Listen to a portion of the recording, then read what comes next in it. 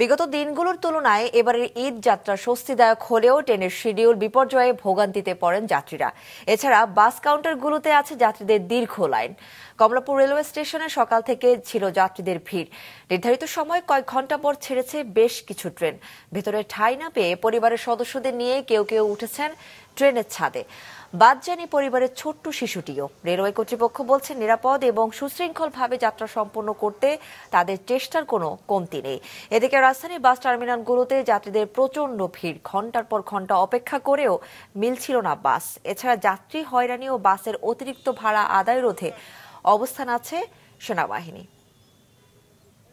7টার সময় এসে লাইনে দাঁড়াইছি, এখন বাজে হইল 12টা ওভার হয়ে গেছে, প্রায় 1টা বাজে।